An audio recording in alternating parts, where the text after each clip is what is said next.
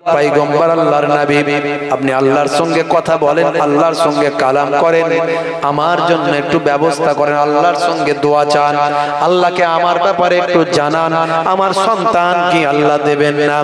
সন্তান ছাড়া আমি কেমন করে চলতে পারি? আমি মা আমি কি হতে পারবো না? হে তরুণ যুবকেরা, হে আমার বন্ধুরা, হে আমার মুরব্বিয়ানেরা, শুনে রেখে দিন বাবা। মুসা কালিমুল্লাহ বললেন, ঠিক আছে মা, আমি তুর পাহাড়ে যখন যাব, আমি আল্লাহর সঙ্গে যখন কথা বলবো, তখন তোমার ব্যাপারে আমি জানবো আল্লাহর কাছে কি ব্যাপার, তোমার সন্তান কেন আল্লাহ দেন না, আমি সেটা জানবো। ভাইরা আমার, তরুণ যুবকেরা আমার, মুরব্বিয়ানেরা আমার, হযরতে মুসা কালিমুল্লাহ যখন তুর পাহাড়ে গেলেন, এমন সময় তুর পাহাড়ে উঠেছেন, আল্লাহর সঙ্গে কথা বলছেন মুসা কালিমুল্লাহ। সেই সময় আল্লাহকে বলেন, আল্লাহ, অমুক মহিলা, অমুক অমুক গ্রামের অমুক মহিলা আল্লাহ আমার কাছে দরখাস্ত করেছে আপনার কাছে জানানোর জন্য। আমার আল্লাহ, ওই মহিলার কি আপনি সন্তান কেন দিচ্ছেন না, একটু জানান। আমার আল্লাহ বললেন, ও নবী মুসা কালিমুল্লাহ, শুনে রেখে দাও, ওই মহিলা বাঁচা থাকবে, ওই মহিলার সন্তান হবে না। আমি আল্লাহ কাউকে সন্তান দিই, কাউকে আবার সন্তান দিই না। আমি আল্লাহ যাকে যেটা ইচ্ছা সেটা করি। ইন্নাহু আলিমুম বিজাত। হে তরুণ যুবকেরা, হে আমার বন্ধুরা, শুনে রেখে দিন বাবা। এমন সময় মুসা কালিমুল্লাহ ওই মহিলার বাড়িতে পরীক্ষা করার জন্য গেলেন। গিয়ে দেখলেন সত্যি তো একটা ফুটফুটে সন্তান তার বাড়িতে তার পিতার সঙ্গে খেলাধুলা করছে। মুসা কালিমুল্লাহ খুশি হলেন, সন্তুষ্ট হলেন, কিন্তু বড় চিন্তিত হয়ে গেলেন। আল্লাহ বলেছিলেন ওই মহিলা সন্তানহীন ভাবে, সন্তান হারা হিসাবে থাকবে, সন্তান আল্লাহ দেবেন না, কিন্তু ওই মহিলাকে আল্লাহ সন্তান দিয়েছেন। মুসা কালিমুল্লাহ অবাক হলেন, আল্লাহর কাছে জানার চেষ্টা করবেন, আমি আল্লাহর পয়গম্বর, আমি তো মিথ্যাবাদী হয়ে গেলাম, আমার কথার তো কোনো মূল্য রইল না। আল্লাহ তুমি আমার কাছে বললেন, অথচ তাকে সন্তান দিলে ব্যাপারটা জানতে পারলাম না। হে তরুণ যুবকেরা, হে আমার বন্ধুরা, হযরতে মুসা কালিমুল্লাহ আবার তুর পাহাড়ে যখন বুকে রাখো আল্লাহরই ভয়, আসবে না কোনো দিন কোনো পরাজয়, আসবে না কোনো দিন কোনো পরাজয়। হারাম হালাল জেনে, সরল সত্য মেনে, নিষিদ্ধ সব ছেড়ে উঠুক জীবন বেড়ে। হারাম হালাল জেনে, সরল সত্য মেনে, নিষিদ্ধ সব ছেড়ে উঠুক জীবন বেড়ে। যাবে তুমি জান্নাতে, জাগা ছিল স্বপ্ন তোমার, তোমার বুকে রাখো আল্লাহরই ভয়, আসবে না কোনো দিন কোনো পরাজয়, আসবে না কোনো দিন কোনো পরাজয়। আল্লাহর নৈকট্য, আল্লাহর প্রেম, আল্লাহর ভয় আপনার হৃদয়কে পরিপূর্ণতায় নিয়ে আসতে হবে। কেমন পরিপূর্ণতা? একটা ছোট উদাহরণ দিলে বুঝতে পারবেন। হযরতে মুসা কালিমুল্লাহর জামানা, হে তরুণ যুবকেরা, একজন মহিলা দীর্ঘদিন ধরে তার কোনো সন্তান হচ্ছে না। মুসা কালিমুল্লাহর কাছে এসে বললেন, ও আল্লাহর পয়গম্বর, আল্লাহর নবী, আপনি আল্লাহর সঙ্গে কথা বলেন, আল্লাহর সঙ্গে কালাম করেন, আমার জন্য একটু ব্যবস্থা করেন, আল্লাহর সঙ্গে দোয়া চান, আল্লাহকে আমার ব্যাপারে একটু জানান, আমার সন্তান কি আল্লাহ দেবেন না? সন্তান ছাড়া আমি কেমন করে চলতে পারি? আমি মা আমি কি হতে পারবো না? হে তরুণ যুবকেরা, হে আমার বন্ধুরা, হে আমার মুরব্বিয়ানেরা, শুনে রেখে দিন বাবা। মুসা কালিমুল্লাহ বললেন, ঠিক আছে মা, আমি তুর পাহাড়ে যখন যাব, আমি আল্লাহর সঙ্গে যখন কথা বলবো, তখন তোমার ব্যাপারে আমি জানবো আল্লাহর কাছে কি ব্যাপার, তোমার সন্তান কেন আল্লাহ দেন না, আমি সেটা জানবো। ভাইরা আমার, তরুণ যুবকেরা আমার, মুরব্বিয়ানেরা আমার, হযরতে মুসা কালিমুল্লাহ যখন তুর পাহাড়ে গেলেন, এমন সময় তুর পাহাড়ে উঠেছেন, আল্লাহর সঙ্গে কথা বলছেন মুসা কালিমুল্লাহ। সেই সময় আল্লাহকে বলেন, আল্লাহ অমুক মহিলা অমুক অমুক গ্রামের অমুক মহিলা আল্লাহ আমার কাছে দরখাস্ত করেছে আপনার কাছে জানানোর জন্য। আমার আল্লাহ ওই মহিলার কি আপনি সন্তান কেন দিচ্ছেন না একটু জানান। আমার আল্লাহ বললেন, ও নবী মুসা কালিমুল্লাহ শুনে রেখে দাও, ওই মহিলা বাঁচা থাকবে, ওই মহিলার সন্তান হবে না। আমি আল্লাহ কাউকে সন্তান দিই, কাউকে আবার সন্তান দিই না। আমি আল্লাহ যাকে যেটা ইচ্ছা সেটা করি। ইন্নাহু আলিমুম বিজাতি সুদূর, অন্তরের খবর আমি আল্লাহ সবাই জানি। হে তরুণ যুবকেরা, হে আমার বন্ধুরা, ইন্নাল্লাহা আলা কুল্লি শাইইন কাদির, সমস্ত ক্ষমতার উপর আমি আল্লাহর ক্ষমতা। আমি আল্লাহ কাউকে দিতে পারি, কাউকে না দিতে পারি। যাও গিয়ে বলে দেবে ওই মহিলাকে আমি সন্তান দেব না বলে ঠিক করেছি, ওই মহিলার সন্তান হবে না। আমি আল্লাহ তোমাকে জানিয়ে দিলাম।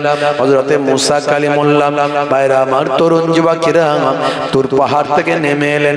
নেমে আসার পরে ওই মহিলা জিজ্ঞাসা করলেন, হুজুর আমার ব্যাপারে কি আল্লাহর দরবারে কোনো খবর আছে? আল্লাহ রাব্বুল আলামিনের কাছ থেকে কি কোনো ইনফরমেশন আছে? সেই সময় মুসা কালিমুল্লাহ বললেন, মা মা দুঃখ করিস না মা, তোর সন্তান আল্লাহ দেবেন না, তবে তুই দুঃখ করিস না। আমার আল্লাহ কাউকে সন্তান দেবেন, কাউকে দেবেন না, সেটা আমার আল্লাহর একান্ত ব্যাপার, সেটা আমার আল্লাহর নিজস্ব ব্যাপার।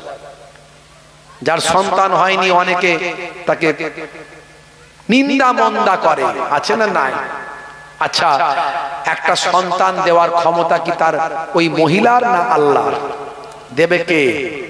তাহলে আপনি যে ওই মহিলাকে নিন্দা মন্দা করছেন, বাজে কথা বলছেন, তাহলে আল্লাহর হুকুমের উপরে, আল্লাহর নির্দেশের উপরে খবরদারি করছেন, কথা ঠিক না বলুন? তাহলে আপনি কঠিন গুনাহগার হয়ে যাচ্ছেন। আমার আল্লাহ পৃথিবীকে সুন্দর করে সাজিয়েছেন। সব যদি গোলাপ ফুল হতো, সব যদি গোলাপ ফুল হতো, লোকে কি গোলাপ ফুলকে ভালোবাসতো? বাসতো না। রজনীগন্ধা, তারপরে আপনার মালতী ফুল, আপনার আরো হাজারো ফুল, তার মাঝখানে গোলাপ ফুল, তাই তো গোলাপ ফুলকে লোকে ভালো করে ভালোবাসে, নাকে শোকে, পকেটে রাখে। তাহলে আমার আল্লাহ পৃথিবীকে সাজানোর জন্য যেটা দরকার সেটা দিয়েছেন। কাউকে অন্ধ করেছেন, কাউকে খোড়া করেছেন, কাউকে খঞ্জর করেছেন, কাউকে সন্তান দেননি, কাউকে কালো করেছেন, কাউকে সাদা করেছেন। আল্লাহ বাগানটাকে সাজিয়েছেন। সব আল্লাহর ইচ্ছাকে আমাদের স্বীকৃতি দিলে এই দুনিয়া হলো ক্ষণস্থায়ী, পরকাল চিরস্থায়ী। যে আল্লাহর নির্দেশকে মান্যতা দেবে, সে এই ক্ষণস্থায়ী জীবনে কিছুটা তার মনে দুঃখ কষ্ট হতে পারে, কিন্তু সেটা দুঃখ কষ্ট করবে না, তবেই সে পরকালে চিরস্থায়ী জান্নাতে আল্লাহর সুখ লাভ করবে। বুঝতে পারছেন? এই দুনিয়া তো ক্ষণস্থায়ী। বাল তুসিরুনাল হায়াতাদ দুনিয়া ওয়াল আখিরাতু খায়রুন ওয়া আবকা। আল্লাহ বলছেন এই দুনিয়া হলো ক্ষণস্থায়ী, পরকাল হলো চিরস্থায়ী। সুম্মা লা ইয়ামুতু ফিহি, সেখানে মানুষ মারাও যাবে না। বুঝতে পারছেন? হে তরুণ যুবকেরা, হে আমার মুরব্বিয়ানেরা, হে আমার বন্ধুরা, শুনে রেখে দিন বাবা। এমন সময় যখন মুসা কালিমুল্লাহ ওই মহিলাকে বলে দিলেন, মহিলার মনটা বড় খারাপ হলো। ওই মহিলা তখন সেখান থেকে চলে গেল। ভাই আমার, বেশ কয়েক বছর কেটে গেল। কয়েক বছর পরে মুসা কালিমুল্লাহ জানতে পারলেন ওই মহিলাকে আমার আল্লাহ একটা সন্তান দিয়েছে। জোরে হবে না? মুসা কালিমুল্লাহ হুজুর চিন্তায় পড়ে গেলেন। আল্লাহ বললেন ওই মহিলাকে বাচ্চা তিনি দেবেন না, দিলেন কেমন করে? হে তরুণ যুবকেরা, হে আমার বন্ধুরা, শুনে রেখে দিন বাবা।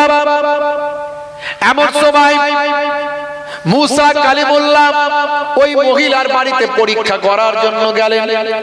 গিয়ে দেখলেন সত্যি তো একটা ফুটফুটে সন্তান তার বাড়িতে তার পিতার সঙ্গে খেলাধুলা করছে।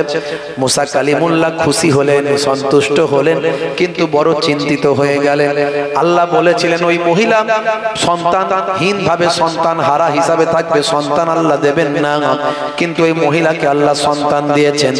মুসা কালিমুল্লাহ অবাক হলেন, আল্লাহর কাছে জানার চেষ্টা করবেন আমি আল্লাহর পয়গম্বর, আমি তো মিথ্যাবাদী হয়ে গেলাম, আমার কথার তো কোনো মূল্য রইল না। আল্লাহ তুমি আমার কাছে বললেন, অথচ তাকে সন্তান দিলে ব্যাপারটা জানতে পারলাম না।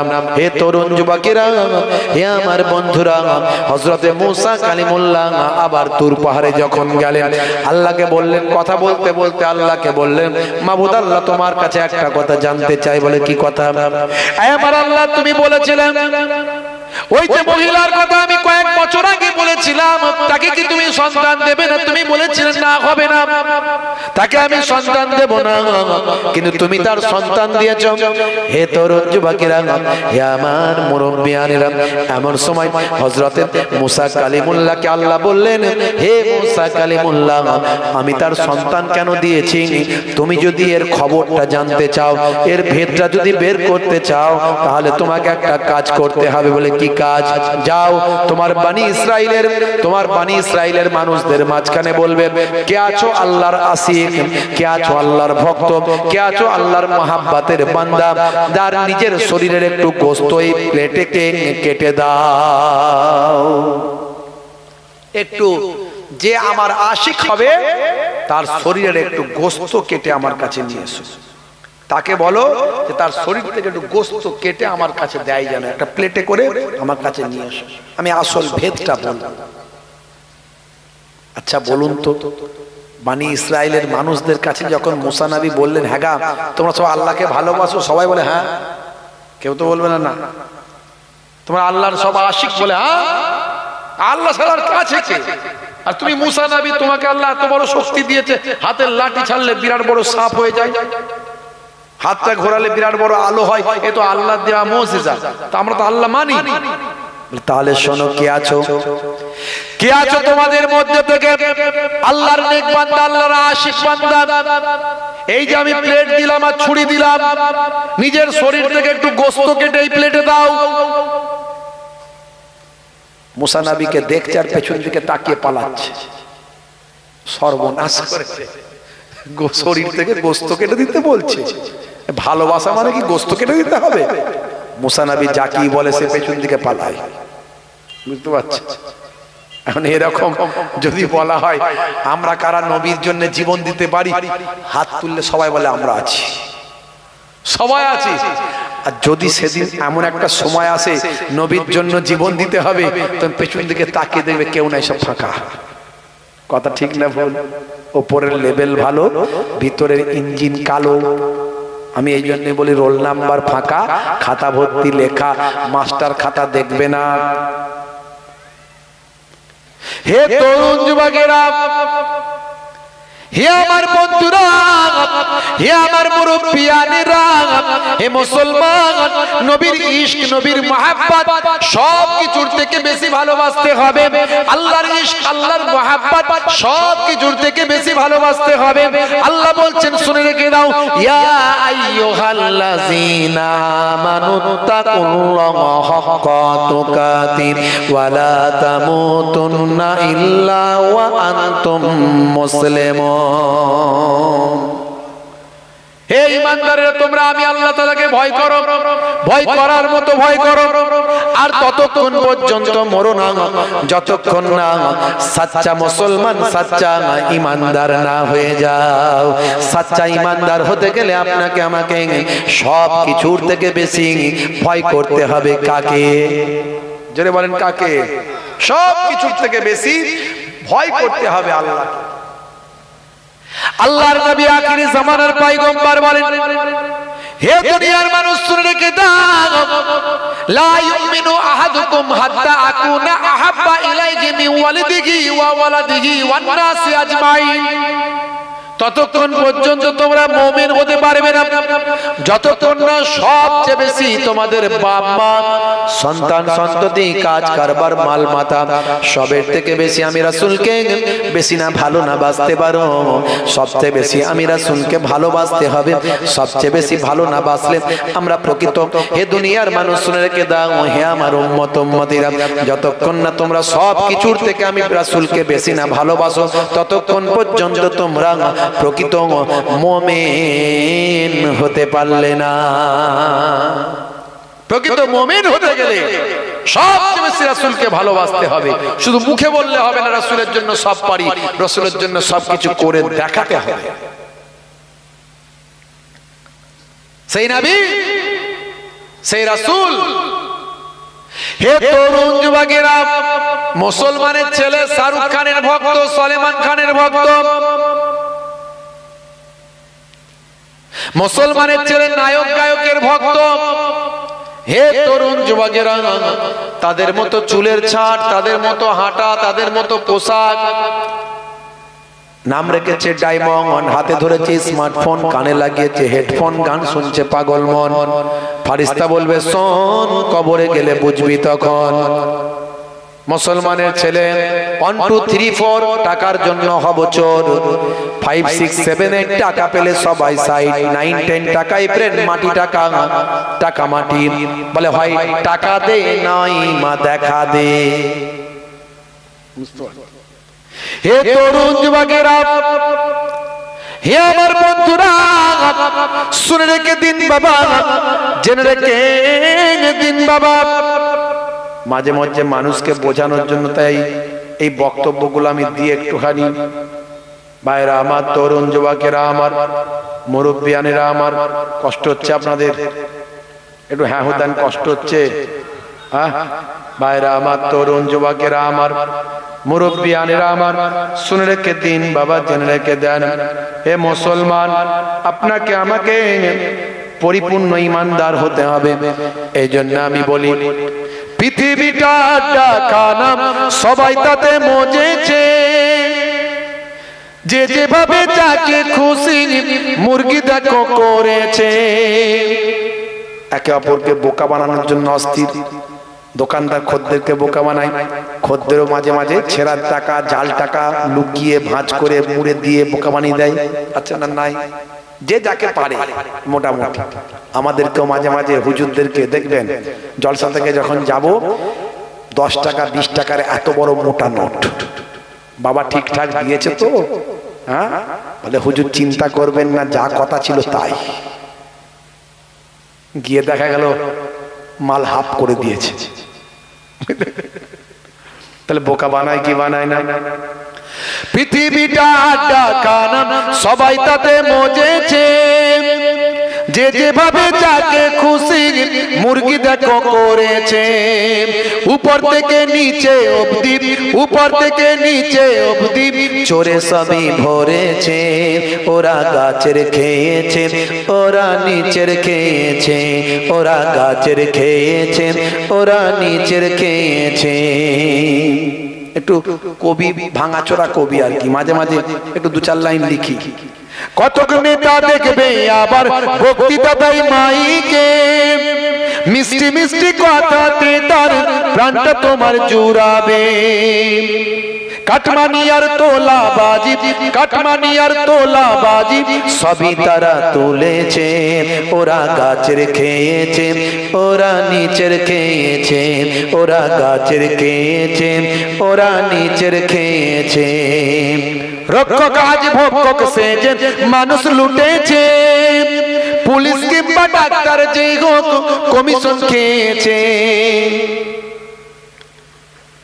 আমাকে একজন অ্যাড্রেস দিল কলকাতায়, 4 নম্বর ব্রিজের কাছে, পাক সার্কাস 4 নম্বর ব্রিজের কাছে বাচ্চাদের হসপিটাল আছে, তার পাশেই। আপনি খোঁজ খবর নিয়ে যাবেন, ওখানে দেখবেন যে প্যাথোলজির যে ট্রিটমেন্ট গুলো হয়। বলে হুজুর ওখানে এমআরআই করবেন আপনি 2.5 থেকে 3,000 টাকায়। একই এমআরআই, একই মেশিন, খুব হাই লেভেলের মেশিন, খুব বিরাট বড় প্যাথোলজি। যেটা অন্য জায়গায় করতে গেলে আপনার 12, 14, 15,000 খরচা, সেটা এখানে 2.5 থেকে 3,000। কি করে সম্ভব? বলে হুজুর এখানে কমিশন লাগে না, আর এরা একটা নিজস্ব চ্যারিটেবল ট্রাস্টের মধ্যে দিয়ে করে, এরা শুধু যেটুকু খরচা না নিলে নয় সেটা দেয়। বাহ, বলতে এটাই অরিজিনাল রেট, কিন্তু আপনি রেট পাচ্ছেন কতই? এমআরআই করতে গেলে 15,000। রক্ষক আজ ভক্ষক সেজে মানুষ লুটেছে, পুলিশ কিংবা ডাক্তার যে হোক কমিশন খেয়েছে। ব্যতিক্রমী কিছুর জন্য, ব্যতিক্রমী সবের আছে, ডাক্তারেরও আছে, পুলিশেরও আছে, আইন আছে, আইনের ফাঁকও আছে। কথা ঠিক না ভুল? তাহলে আমাকেও তো আমার ফাঁক রেখে কথা বলতে হবে, নাহলে পরের দিন আমাকে ধরবে, হুজুর আপনি আমাদের বদনাম করছেন। হ্যাঁ, ব্যতিক্রমী কিছুর জন্য সমাজ চলছে, ওরা গাছের খেয়েছে, ওরা নিচের খেয়েছে, ওরা গাছের খেয়েছে, ওরা নিচের খেয়েছে। অফিসারের অফিসে কোনো কাজে গেলে সেখানেতেও কতক কাজে ঘুষটা চেয়ে নেবে। টেবিলের তলা থেকে হাত বাড়িয়ে দেবে, দিয়ে দাও, মাল করে দাও, তবে সই হবে। কথা ঠিক না ভুল? হ্যাঁ, তবে কিছু লোক ভালো আছে, অফিসারের অফিসেতে কোনো কাজে গেলে সেখানেতেও কতক কাজে ঘুষটা চেয়ে নেবে। উপরেতে পাঠাতে হয়, উপরেতে পাঠাতে হয়, তাই তো চেয়েছে ওরা গাছের খেয়েছে, ওরা নিচের খেয়েছে, ওরা গাছের খেয়েছে, ওরা নিচের খেয়েছে। ধর্ম ধর্ম করে আজ নেশায় রেখেছে, তারার আলে দ্রব্য মূল্য বৃদ্ধি করেছে। ধর্ম ধর্ম করে আজ নেশায় রেখেছে, তারার আলে দ্রব্য মূল্য বৃদ্ধি করেছে। তেলা মাথায় তেল দিয়েছে, তেলা মাথায় তেল দিয়েছে, গরিব মরেছে। ওরা গাছের খেয়েছে, ওরা নিচের খেয়েছে, ওরা গাছের খেয়েছে, ওরা নিচের খেয়েছে। শেষে উপসংহারে আমি যেটা বলেছি, সব সমস্যার সমাধান হবে কি করে? সব সমস্যা খুঁজবে রে ভাই শিক্ষা যদি থাকে। কোরআনের ওই প্রথম শব্দ ইকরা খোদা বলে, জোরে হবে না? ইকরা মানে কি? পড়ো, পড়তে থাকো, শিখতে থাকো, জানতে থাকো, বুঝতে থাকো। আমরা বুঝি না, জানি না, এই জন্য সব জায়গায় ঠকি। দেখবেন, এই জন্য ছেলেদেরকে শিক্ষিত করুন।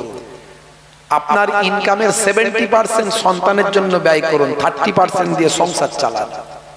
এক চাঁদে পৃথিবী আলো হতে পারে। এপিজে আব্দুল কালামের বাপ ছিল একজন ইমাম সাহেব। ইমাম সাহেবের সন্তান ভারতের গর্ব মিসাইল ম্যান, পরমাণু বিজ্ঞানী। পৃথিবীর মানচিত্রে ভারতের নাম যতদিন থাকবে, পৃথিবীর মানচিত্রে ইতিহাসের পৃষ্ঠায়, ততদিন পর্যন্ত মুসলমান ঘরের সন্তান এপিজে আব্দুল কালামের নামটাও থাকবে। ভাইরা আমার, অনেকে তার বিরুদ্ধে গুজব ছড়ান, তিনি নাকি নামাজ পড়তেন না, তিনি নাকি মুসলমান ছিলেন না। ওসব বাজে কথা। তিনি নামাজ পড়তেন, ঈদের নামাজ পড়েছেন, তার ছবি আছে। তিনি সমস্ত ধর্মকে সম্মান করতেন। এটা তো আমার নবীর আদর্শ। তিনি পৃথিবী বিখ্যাত একজন বিজ্ঞানী, এটা আমাদের গর্ব। বুঝতে পারছেন? সব সমস্যা খুঁজবে রে ভাই শিক্ষা যদি থাকে। কোরআনের ওই প্রথম শব্দ ইকরা খোদা বলে। ভাইরা সব শিক্ষিত হও, ভাইরা সব শিক্ষিত হও। হুসাইনি বলেছে ওরা গাছের খেয়েছে, ওরা নিচের খেয়েছে, ওরা গাছের খেয়েছে, ওরা নিচের খেয়েছে। ভাইরা আমার, তরুণ যুবকেরা আমার, তাহলে আপনাকে আমাকে যা করব কাজগুলো সব আন্তরিকতার সঙ্গে। আপনার আমার নবীকে অন্তর থেকে ভালোবাসতে হবে, আল্লাহর নির্দেশ অন্তর থেকে মানতে হবে। ওপরে লোক দেখিয়ে লাভ নাই, লোক দেখানো কোনো দরকার নাই, আল্লাহ পছন্দ করেন না।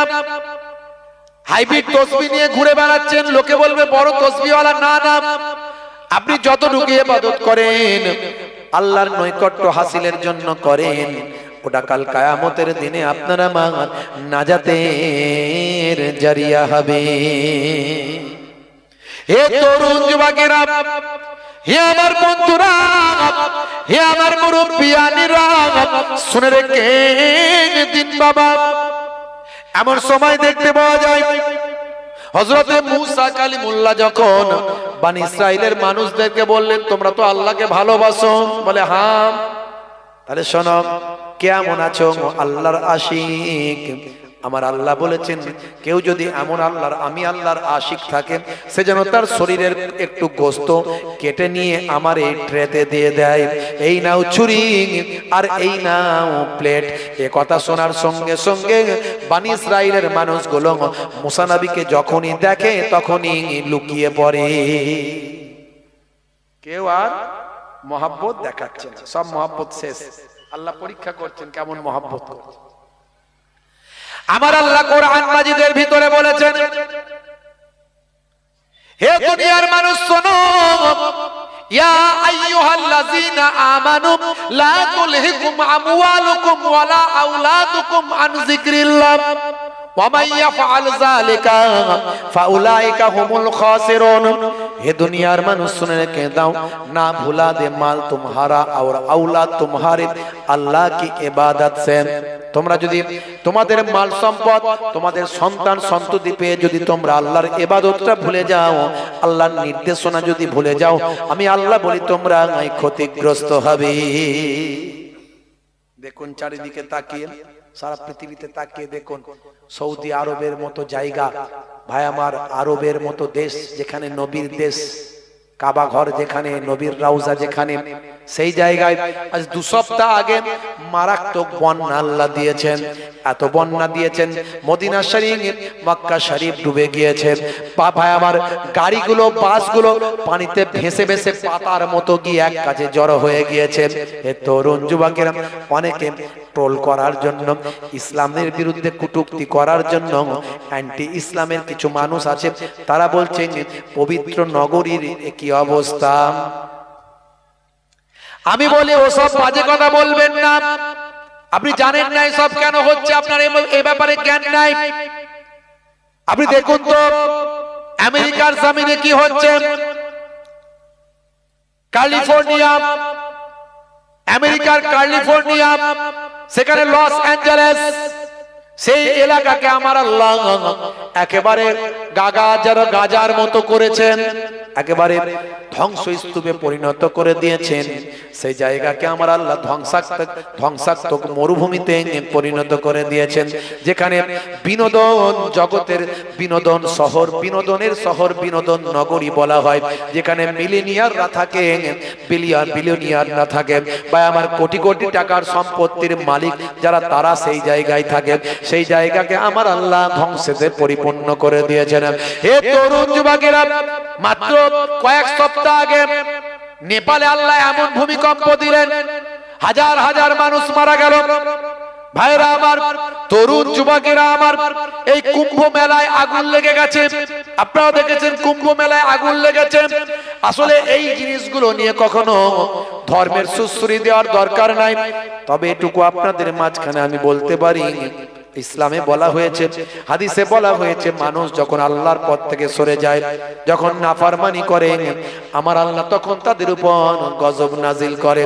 সৌদি আরবের জমিনেও যেটা হয়েছে, এটা আল্লাহর গজব ছাড়া আর কিছু নয়। কেন, তার কারণটা কি? সৌদির জমিনে আপনারা জানেন সেখানে নাইট ক্লাব করা হয়েছে, বার করা হয়েছে, হালাল বার নাম দিয়েছে। মদ খাবে আমার হালাল বার। মদ আবার হালাল নাকি? হালাল বার, মদ খাওয়ার জায়গা আবার হালাল বার। মদ খাচ্ছে বলছে হুজুররাও সব মদ বলে, এটা মদ নয় রে, মেডিকেল জুস। ডাক্তার খেতে বলেছে, শরীর স্বাস্থ্য ভালো হবে। বুঝতে পারছো? গোয়ার মতো সি বিচ করেছে সেখানে। শুধু তাই নয়, সারা পৃথিবীর নর্তকীদের নিয়েছে, সেখানে কনসার্ট করা হয়েছে গানের নাচের। শুধু তাই নয়, সেখানে মডেলিং করার জন্য মডেলারদের নিয়েছে, ফ্যাশন শো সেখানে করা হয়েছে অর্ধলঙ্গ পোশাক পরিয়ে। এমনকি নাচ গানের জন্য যে কনসার্টের জন্য বা আমার যে স্টেজটা করা হয়েছে, সেই স্টেজটাতে আবার কাবা শরীফের ছবি লাগানো হয়েছে। এত কিছু ভাই আমার আল্লাহর অসম্মান, নবীর অসম্মান আমার আল্লাহ বরদাস্ত না করে তাদের উপর সামান্য একটা গজব দিয়েছে। সাবধান হও, এর আগেও এরকম আল্লাহ দিয়েছেন। হে তরুণ যুবকেরা, হে আমার বন্ধুরা, হে যুবকেরা, সাবধান হয়ে যাও। এখনো বলে যাই নামাজটা পড়ো, নামাজ ছেড়ো না। এখনো বলছি রাসূলের সুন্নত ভুলে যেও না। এখনো বলছি নায়ক গায়কের ভক্তের খাতা থেকে নামটা কেটে আল্লাহ এবং রাসূলের ভক্তের খাতায় নামটা লেখাও। হে যুবকেরা, হে তরুণেরা, কখনো মদকে মেডিকেল জুস বলে খেও না। মদকে আল্লাহ হারাম করেছেন, কোরআন মাজিদে আমার আল্লাহ জানিয়ে দিয়েছেন, ইন্নামাল খামরু ওয়াল মাইসিরু ওয়াল আনসাবু ওয়াল আজলামু রিজসুম মিন আমালি শাইতান।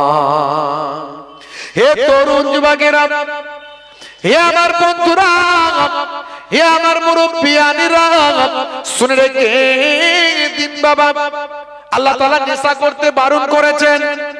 দয়ার নবী নেশা মুক্ত জীবন যাপন করতে বলেছেন।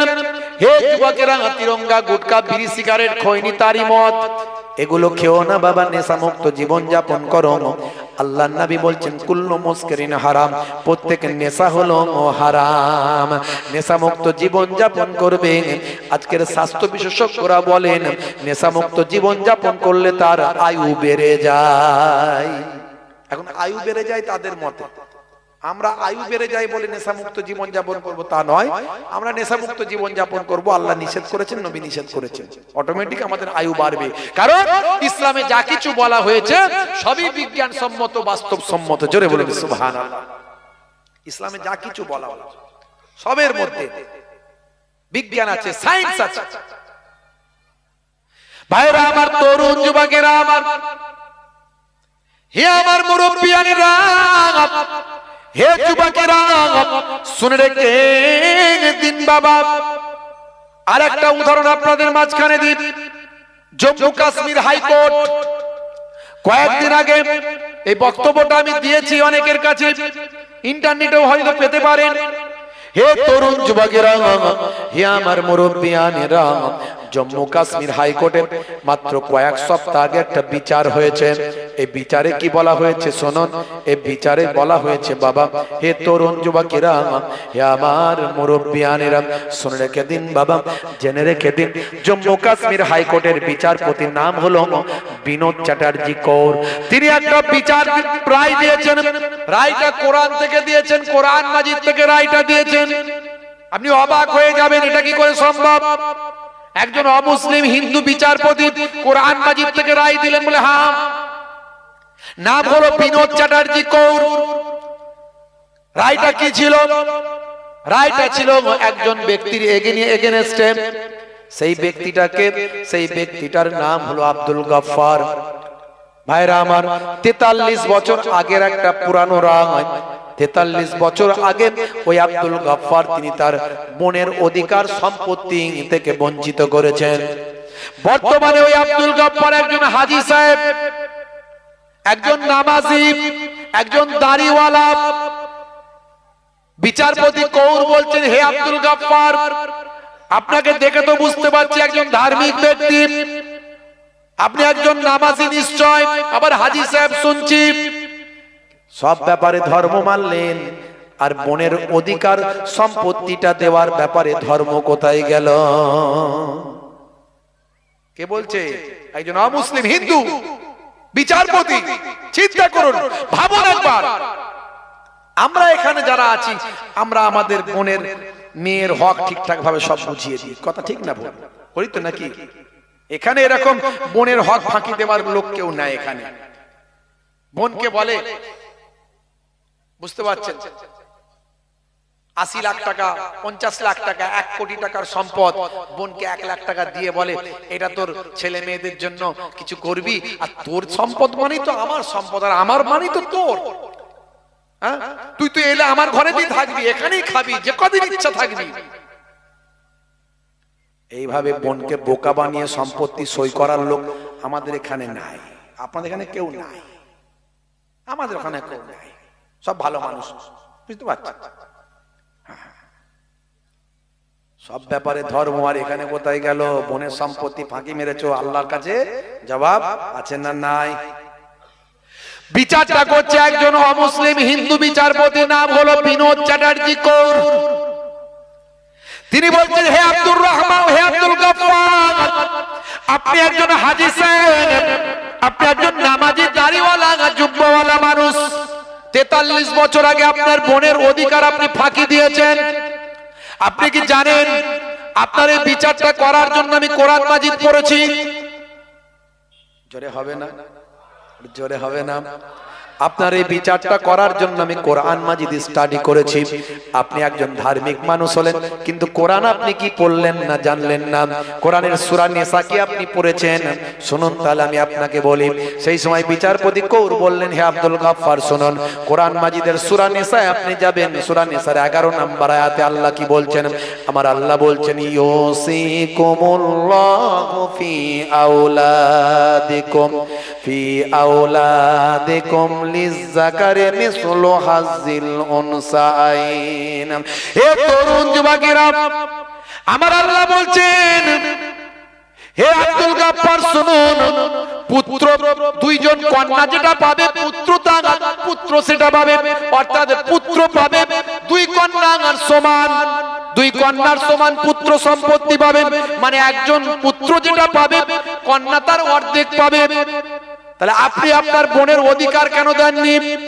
আজ আমি কোরআনের রায়কে সামনে রেখে আপনার জন্য বিচারের রায়টা দিলাম। আল্লাহর কোরআন থেকে বিচারটা হলো। জোরে হবে না? 1450 বছর আগে আল্লাহর কোরআন যা বলেছে, নবীর হাদিস যা বলেছে, আজকের যুগে সব বিজ্ঞান আর বাস্তবতায় প্রমাণিত। বোনের অধিকার নষ্ট করবেন না। কিসের সম্পত্তি? 3.5 হাত মাটি ছাড়া, 3টে কাফন ছাড়ার কি আছে আপনার? কিসের জন্য বঞ্চিত করছেন? নিজের আখেরকে নষ্ট করছেন। আজও বলে দিয়ে যায়, যার যেটা অধিকার তাকে বুঝিয়ে দিন। ভাইরা আমার, তরুণ যুবকেরা আমার, হে আমার মুরব্বিয়ানেরা, কথাই কথা বেড়ে যায়, বেশি লম্বা চওড়া নয়। এমন সময় হযরতে মুসা কালিমুল্লাহ যখন বলেছিলেন বনি ইসরাইলের মানুষদের, কে আছো বাবা? কেউ গোশতের টুকরো শরীর থেকে কেটে দিল না। আল্লাহর মহাব্বত মুখে অন্তর থেকে দেখাতে পারলো না, বাস্তবে প্রমাণ দিতে পারলো না। হযরতে মুসা কালিমুল্লাহ মনক্ষুণ্ণ হলেন, চিন্তা করলেন, হায় রে হায়, একজন মানুষকেও পেলাম না যে আল্লাহর ইশকে মাশগুল হয়ে নিজের শরীরের সামান্য গোশত কেটে প্লেটে দেবে। সেই প্লেটটা গিয়ে আমি আল্লাহর দরবারে সুপুরত করব। এমন সময় মুসা কালিমুল্লাহ মনক্ষুণ্ণ হয়ে সেই সময় তিনি পাহাড়ের আকাশে আবার ওই তুর পাহাড়ের দিকে আবার গমন করছেন। সেই সময় যেতে যেতে, হে তরুণ যুবকেরা, যাওয়ার পথে একজন রাস্তার ধারে ধুলোবালির সঙ্গে মিশে একজন দরবেশ মানুষের দেখা। একজন দরবেশ মানুষ ভাই আমার রাস্তার ধারে বসে বসে ইবাদত করছেন, গায়ে তার ধুলোবালি লেগে আছে, জড়সড় হয়। একজন দুর্বল মানুষ সেই সময় আওয়াজ দিয়ে বলছেন, হে নবী মুসা, কোথায় যাচ্ছেন? বলে, বাবা তুমি জেনে কি করবে? বলে, একটু বলুন না হুজুর, কোথায় যাচ্ছেন? বেয়াদবি নেবেন না, আপনি আল্লাহর পয়গম্বর, আপনি আল্লাহর নবী, আপনার কাছে কি জানতে পারি না? বলে, জানো নিশ্চয়, আমি যাচ্ছি তুর পাহাড়ে আল্লাহর সঙ্গে কথা বলার জন্য। বলে, হুজুর কেন যাচ্ছেন একটু বলতে পারবেন? কেন যাচ্ছেন? আপনার হাতে কি? বলে, এটা হলো ট্রেন, এটা হলো ট্রেন। আর এই যে ছুরি। বলে, কেন? আল্লাহ বলেছিলেন যদি আমার আশিক কোনো বান্দা থাকে, সে যদি তার একটু গোশত দেয়, তার শরীরের গোশত যদি কেটে দেয়, তাহলে একটা রহস্যের উন্মোচন আমার আল্লাহ করবেন, একটা রহস্যের ভেদটা আমার আল্লাহ জানাবেন। হে তরুণ যুবকেরা, এমন সময় দরবেশ বান্দা বললেন, হে নবী মুসা কালিমুল্লাহ, আমি আল্লাহর আশিক, বলুন কতটা গোশত লাগবে আমার শরীরের, আমি কেটে দিচ্ছি আমার শরীর থেকে। মুসা কালিমুল্লাহ বুঝতে পারলেন, তাহলে একজন বান্দা তো পাওয়া গেল, আল্লাহর আশিক। দাও বাবা দাও, তাহলে দাও, তোমার শরীর থেকে দাও, তোমার জরাজীর্ণ জীর্ণ শীর্ণ শরীর, এটুকু শরীর থেকে আর কোথা থেকে দেবে, তাই দাও বাবা। আল্লাহর নবী মুসা কালিমুল্লাহ তার হাতে প্লেটটা দিলেন, ছুরিটা দিলেন, তার শরীরের হাত থেকে কিছু অংশ কেটে তিনি প্লেটে দিয়ে দিলেন। মুসা কালিমুল্লাহ ছুরি নিয়ে আর ওই প্লেট নিয়ে চলে যাচ্ছেন এবার তুর পাহাড়ের দিকে।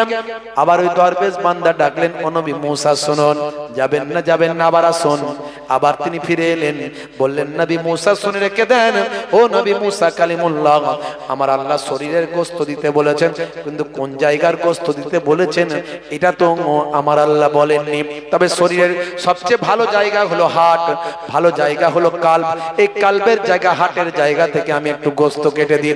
আবার ছুরিটা নিলেন, নিয়ে বুকের হাটের এখান থেকে, বুকের হৃদয়ের এখান থেকে আবার একটু গোশত কেটে আবার দিয়ে দিলেন। দিয়ে মুসা কালিমুল্লাহ আবার চলে যাচ্ছেন। হে তরুণ যুবকেরা, আবার ডাক দিলেন, ডাক দিয়ে বললেন, না না না, আমার আল্লাহ কোন জায়গার গোশত দিতে বলেছেন এটা তো জানি না। আবার একবার ছুরিটা দিন, নিজের ঘাট থেকে কিছুটা গোশত কেটে ওই প্লেটে দিয়ে বললেন, এবার আপনি যান। মুসা কালিমুল্লাহকে বললেন, আপনি আমার পক্ষ থেকে আল্লাহকে সালাম দেবেন। হযরতে মুসা কালিমুল্লাহ ওই গোশতের প্লেটটা নিয়ে আল্লাহর দরবারে যখন গেলেন, আমার আল্লাহ খুশি হয়ে গিয়ে বললেন, ও নবী মুসা কালিমুল্লাহ, তাহলে শুনে রাখো, ওই মহিলাকে আমি আল্লাহ কেন বাচ্চা দিয়েছিলাম। আমার আল্লাহ বললেন, শোনো মুসা কালিমুল্লাহ, হে নবী মুসা কালিমুল্লাহ, তুমি যখন আমার দরবার থেকে চলে গেলে, আমি যখন তোমাকে বলেছিলাম ওই মহিলা আর বাচ্চা দেব না, তখন তুমি ওই মহিলাকে বলেছিলেন। ওই মহিলা চোখ ভরা পানি নিয়ে যখন চলে যাচ্ছিল, চলে তার বাড়িতে চলে গেল।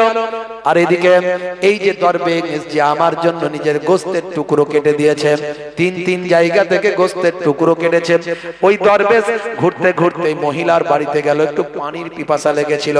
মহিলাকে গিয়ে বলল, মা একটু পানি কি তুমি আমাকে খাওয়াতে পারো? ওই মহিলা বড় নারাজ ছিল, কষ্টের মধ্যে ছিল, আমার সন্তান আল্লাহ দেবেন না, আমার সন্তান হবে না, আমি কেন মানুষকে দান করব, কেন মানুষকে খাওয়াবো, না না আমি খাওয়াবো না। এটা তার মনের ভিতর শয়তান উদিত করেছিল, কিন্তু তারপরেও তার মনে হয়েছিল, না আমার আজকে সন্তান দেয়নি বলে আমি রাগান্বিত হয়েছি, শয়তান আমার মনে ওয়াসওয়াসা দেওয়ার চেষ্টা করছে। কিন্তু এমন অনেক নিয়ামত আমাকে আল্লাহ দিয়েছেন, যে নিয়ামতের আমি আল্লাহ আমি শুকরিয়া আদা করতে পারবো না। সেই সময় ওই দরবেশকে ওই মহিলা পানি পান করালো। দরবেশ খুশি হয়ে গেলেন, খুশি হয়ে গিয়ে বললেন, মা তোমার মনে কি কোনো দুঃখ কষ্ট আছে মা? সেই সময় ওই মহিলা তার ওই দরবেশের কাছে নিজের সন্তানের কথা বলেছিল। হে তরুণ যুবকেরা, হে নবী মুসা কালিমুল্লাহ, আমার আশিক যে নিজের গোশতটা আমার জন্য কেটে দেয়, এমন আশিক যদি ওই মহিলার জন্য আমি আল্লাহর কাছে দোয়া চাই, আমি কি তার দোয়াটা ফেরাতে পারি? আমি আল্লাহ তাআলা ওই দরবেশের দোয়া কবুল করে ওই মহিলা আর আমি আল্লাহ সন্তান দিলাম। জোরে হবে না, জোরে হবে না। আমি আল্লাহ আমার নির্দিষ্ট চিন্তাকে পরিবর্তন করে দিলাম ওই দরবেশের দোয়ার খাতিরে। যে আমার আশিক হয় তার জন্য আমি সবকিছু করতে পারি। মাল্লাহুল মাওলা ফালাহুল কুল, বান্দা যখন আল্লাহর হয়ে যায়, কুল মাখলুকাত তার গোলাম হয়ে যায়। মান কানা লিল্লাহি কানা আল্লাহু লাহু, যে বান্দা আল্লাহর হয়ে যায় স্বয়ং আল্লাহ তার হয়ে যায়। বলার উদ্দেশ্য আপনি আল্লাহর ইশক মহাব্বত নিয়ে আসুন, আন্তরিকতা। আমি আন্তরিকতা নিয়ে ওয়াজ করেছি, আজকে আমি খুব একটা ইবাদত নিয়ে ওয়াজ করিনি, আজকে আন্তরিকতা নিয়ে ওয়াজ করেছি। প্রথম থেকে আমার ওয়াজটা ভাবুন আমি কি ওয়াজ করলাম। সবকিছু করবেন ভালোবেসে, হৃদয় দিয়ে, মহাব্বতের সঙ্গে। নামাজ পড়ছেন, নামাজটা যেন আল্লাহকে দেখানোর জন্য শুধু না হয়, নামাজটার মধ্যে থাকবে আন্তরিকতা, আল্লাহকে রাজি করা, রেজামান্দি, আল্লাহর খুশি। ইবাদত, ইবাদত তাই। মানুষের সঙ্গে ব্যবহার করছেন, ব্যবহারটাও তাই। সবটার মধ্যে আন্তরিকতা, আর্টিফিশিয়াল যেন না হয়ে যায়, লৌকিকতা যেন না হয়ে যায়, লোক দেখানো যেন না হয়। কারণ আমাদের মধ্যে লোক দেখানো স্বভাবটা বেশি চলে এসেছে, বুঝতে পারছেন ভাইরা আমার, তরুণ যুবকেরা আমার। ফিতনার সময়, আখিরি জামানা, ফিতনার সময়, চারিদিকে ফিতনা, চারিদিকে ফিতনা। ভাই আমার, সারা বিশ্বে তাকিয়ে দেখুন ফিতনা চলছে। খুন খারাপি, মারপিট, দাঙ্গা হাঙ্গামা, বোমবাজি, যুদ্ধ, লড়াই, অশান্তি সারা পৃথিবীতে চলছে। আর মানুষে মানুষে ভেদাভেদ, হিংসা, বিদ্বেষ, জাতি, ধর্ম, বর্ণ নিয়ে তারপরে আবার মুসলমানের সিলসিলা, মাযহাব, দল, এই দল ওই দল, ইওকে কাফের, ওকে বেঈমান। তারপরে আবার একই সিলসিলা, একই দলের, একই পাড়ার, একই গোত্রের, একই এলাকার মুসলমান ভাই, ইওকে বেঈমান, ওকে কাফের, ইওর কুটুক্তি, ওর কুটুক্তি আছে না নাই? যারা বলেন ফিতনা থেকে বাঁচুন, ফিতনা থেকে বাঁচুন, এটা ধ্বংসের কারণ। যে যত বড়ই আলেম, মাওলানা, হুজুর, পীর সাহেব হোক না কেন, ফিতনার মধ্যে যদি ঢুকে যায় বড় বিপদ আছে, বড় বিপদ আছে। নিজেকে বাঁচান ফিতনা থেকে বেঁচে। আপনি চলুন, চায়ের দোকানে বসে বসে গীবত হচ্ছে, অমুক পীর সাহেব এই বলেছে, অমুক মাওলানা ওই বলেছে, অমুক পীর সাহেব খারাপ, অমুক পীর সাহেব অমুক, ও তো অমুক হয়েছে, অমুক হয়েছে। এই যে আপনি সমালোচনা করলেন, করে আপনিও ফিতনার মধ্যে ঢুকে গেলেন। ফিতনা যখন কানে আসবে সরে চলে যান সেখান থেকে, নিজেকে বাঁচান। কু আনফুসাকুম ওয়া আহলিকুম নারা, নিজে বাঁচো, নিজের পরিবারকে বাঁচাও জাহান্নামের আগুন থেকে। আল্লাহ নিজে কোরআনে বলেছেন। এই ফিতনা থেকে আল্লাহ আমাদের বাঁচার তৌফিক দান করেন, বলুন আল্লাহুম্মা আমিন। ভাই, জোর করে কেউ কারো ঘাট ধরে তুলতে পারে না, আর কেউ কারো ঠ্যাং ধরে নামাতে পারে না। পারবে? যে বলেন, এ কি কাউকে কোনোভাবে কিছু করার জিনিস? ঘাট ধরে কেউ কাউকে তুলে দিল, এই উপরে উঠে যা, উঠে গেল। আবার কেউ কাউকে ঠ্যাং ধরে নামিয়ে দিল, এই নেমে যা, নেমে গেল। আল্লাহর দেওয়া সম্মান, আল্লাহর দেওয়া ইজ্জত, আল্লাহ যাকে মনোনীত করেন তাকে দেন। এই জোর করে কিছু হয় না। কেউ ধরে চাগিয়েও তুলে দিতে পারবে না, আর কেউ ঠ্যাং ধরে নামিয়ে দিতে পারবে না। এই পৃথিবীতে চারিদিকে শুধু ফিতনা চলছে, সম্মান, ইজ্জত, গাড়ি, বাড়ি, জায়গা, জমি, সম্পত্তি, এগুলো কিন্তু ক্ষণস্থায়ী, চিরস্থায়ী নয়। চিরস্থায়ী হলো আখিরাত। সে আখিরাতের কথা আপনাকে আমাকে ভাবতে হবে। বাপেরা আমার, তরুণ যুবকেরা আমার, মুরব্বিয়ানেরা আমার, খুব অল্প সময়ে দু চার কথা আলোচনা করলাম, আপনাদের খেদমত থেকে বিদায় নেব। একবার মোহাব্বতের সঙ্গে দরুদ শরীফ আল্লাহুম্মা সাল্লি আলা। পরের হুজুরকে চলে আসেন।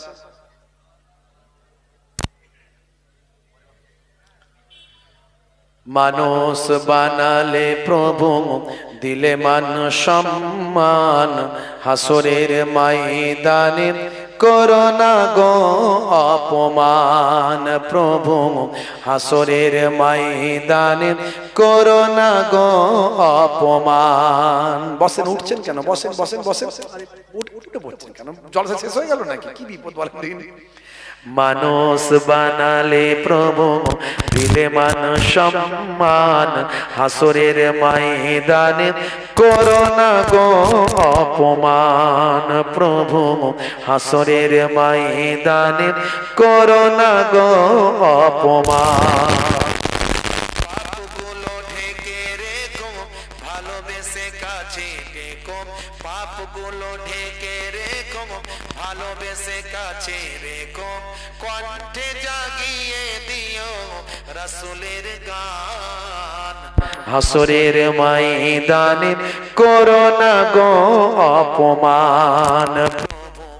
হাসরের ময়দানে করোনা গো অপমান।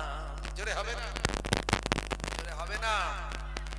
পৃথিবীর ছোট খাটো পরীক্ষাতে হৃদয়টা ভয় হয় জড় সর। পৃথিবীর ছোট খাটো পরীক্ষাতে হৃদয়টা ভয় হয় জড় সর।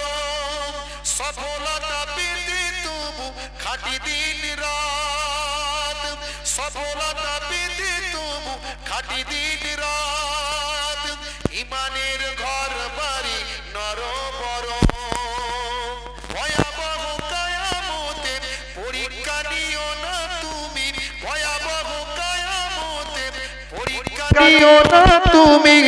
ইহসান করো গো মালিক জাহান, হাসরের ময়দানে করোনা গো অপমান প্রভু হাসরের ময়দানে করোনা গো অপমান।